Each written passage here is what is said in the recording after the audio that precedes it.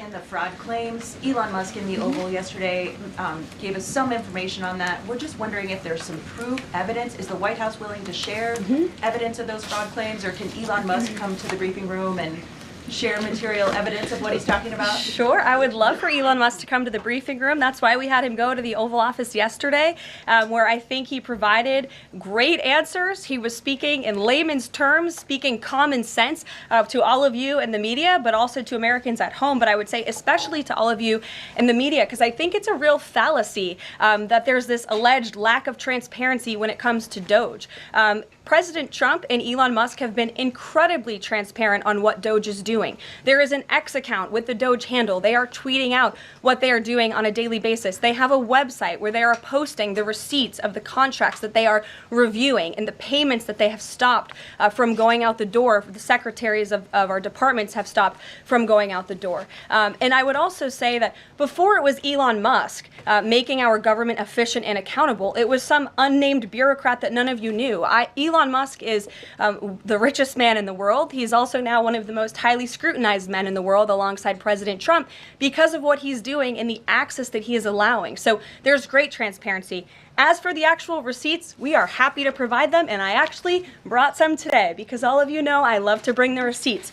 We have contracts upon contracts that we can send and provide this information to you. Let me be very clear. We are not trying to hide anything. We have been incredibly transparent, and we will continue to be. These are screenshots of contracts that Doge found across our government. This is a DEI contract, $36,000 for U.S. citizenship and immigration services. That is against the president's policies and his America First agenda. This is a $3.4 million contract, a Council for Inclusive Innovation at the U.S. Patent and Trademark Office, Department of Commerce, another DEI contract that Doge identified. I can continue to go through these. Oh, I love this one. $57,000 for climate change in Sri Lanka. What is this doing to continue the interests of the American people? Absolutely nothing. These are the line items across the federal government that Doge is identifying daily. They're moving very fast. There's a lot of paper that we can show you, but we're happy to do it. This administration has been more than transparent about what Doge is doing.